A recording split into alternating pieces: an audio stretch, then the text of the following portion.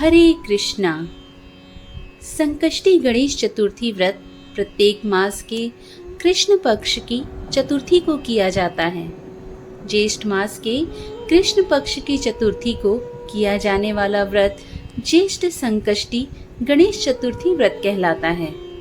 भविष्य पुराण में कहा गया है कि जब मन संकटों से घिरा महसूस करे तो गणेश चतुर्थी का व्रत करना चाहिए।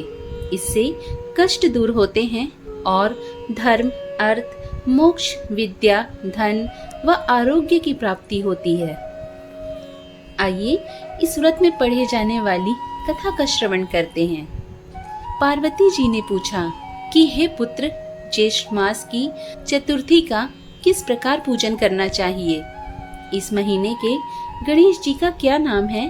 भोजन के रूप में कौन सा पदार्थ ग्रहण करना चाहिए? इसकी विधि आप संक्षेप में वर्णित कीजिए। गणेश जी ने कहा, हे माता, ज्येष्ठ कृष्ण चतुर्थी सौभाग्य एवं पति प्रदायिनी है।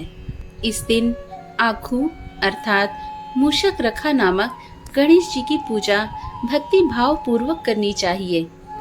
इस दिन घी निर्मित भोज्य पदार्थ अर्थात हलवा, पूड़ी, लड्डू आदि बनाकर गणेश जी को अर्पित करें। ब्राह्मण भोजन के पश्चात स्वयं भोजन करें।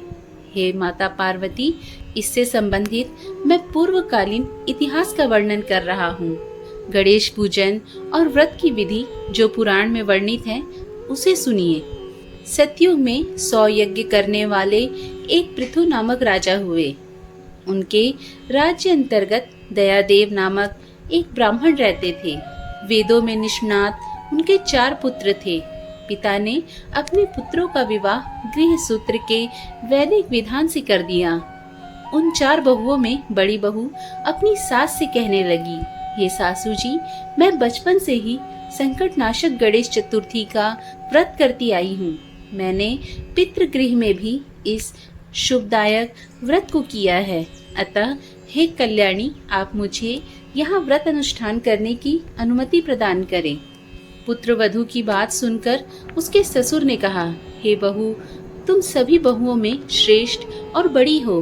तुम्हें किस प्रकार का कष्ट है और ना ही तुम्हें किसी प्रकार का कष्ट नहीं है और ना तुम भिक्षुणी हो। ऐसी स्थिति में तुम किस लिए व्रत करना चाहती हो? हे सौभाग्यवती, अभी तुम्हारा समय उपभोग का है। ये गणेश जी कौन है? फिर तुम्हें करना ही क्या है? कुछ समय पश्चात बड़ी बहू गर्भिणी हो गई। 10 मास बाद उसने सुंदर बालक का प्रसव किया। उसकी सास बराबर बहू को व्रत करने का निषेध करने लगी और व्रत छोड़ने के लिए बहू को बाध्य करने लगी।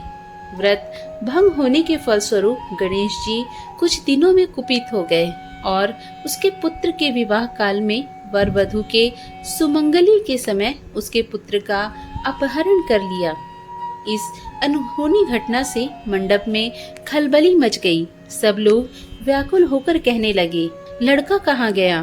किसने अपहरण कर लिया? बारातियों द्वारा ऐसा समाचार पाकर उसकी माता अपने ससुर दयादेव से रोक कर कहने लगी, हे ससुर जी, आपने मेरे गणेश चतुर्थी व्रत को छुड़वा दिया है, जिसके परिणाम स्वरूप ही मेरा पुत्र गायब हो गया।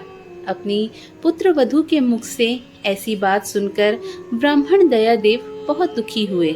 साथ ही पुत्र वधू भी दुखित हुई। वहीं पति के लिए दुखित नई पुत्र वधू प्रति मास संकटनाशक गणेश चतुर्थी का व्रत करने लगी। एक समय की बात है कि एक विदग्ध और दुर्बल ब्राह्मण भिक्षाटन के लिए इस मधुर भाषिणी के घर आया। ब्राह्मण ने कहा कि हे बेटी, मुझे भिक्षा स्वरूप इतना भोजन दो कि मेरी क्षुधा शांत हो जाए। उस ब्राह्मण को सुनकर उस धर्मपरायण कन्या ने उस ब्राह्मण का विधिवत पूजन किया। भक्ति पूर्वक भोजन कराने के बाद उसने ब्राह्मण को वस्त्र आदि दिए। कन्या की सेवा से संतुष्ट होकर ब्राह्मण कहने लगा, हे कल्याणी, हम तुम पर प्रसन्न हैं। तुम अपनी इच्छा के अनुकूल मुझसे वरदान प्राप्त कर लो। मैं ब्राह्मण वेशधारी गणेश हूँ और तुम्हारी प्रीति के कारण यहाँ आया हूँ। ब्राह्मण की बात सुनकर कन्या हाथ जोड़कर निवेदन करने लगी, हे विघ्नेश्वर, यदि आप प्रसन्न हैं तो मुझे मेरे पति के दर्शन करा दीजिए। कन्या की बात सुनकर गणेश जी ने उससे कहा कि हे सुंदर विचार वाली, तुम जो चाहती हो वही होगा, तुम्हारा पति शीघ्र आएगा। कन्या को इस प्रकार का वरदान देकर गणेश जी वहीं अंतर ध्यान हो गए। उसी समय की बात है कि सोम शर्मा नामक ब्राह्मण एक वन में से एक दिव्य बालक को नगर में ले आए। अपने पौत्र को देखकर दयादेव नामक ब्राह्मण बहुत प्रसन्न हुए। बालक की माता के हर्ष की तो सीमा ही नहीं रही, साथ ही संपूर्ण नगरवासी भी प्रमुदित हुए। बालक की माता ने पुत्र को छाती से लगा लिया और कहने लगी कि गणेश जी के प्रसाद से ही मैंने खोए हुए पुत्र को प्राप्त किया है। फिर से मंडप का निर्माण करा के विधि पूर्वक वैवाहिक कार्य संपन्न किया। वह भाग्यशाली कन्या अपने पति को पाकर धन्य हो उठी। ज्येष्ठ मास के कृष्ण पक्ष की चतुर्थी मनुष्य के मनोरथ को पूर्ण करती है। हे देवी, पूर्व कथित रीति से भक्ति पूर्वक जो व्यक्ति इस व्रत और पूजन को करते हैं, उनकी संपूर्ण इच्छाएं पूर्ण होती है।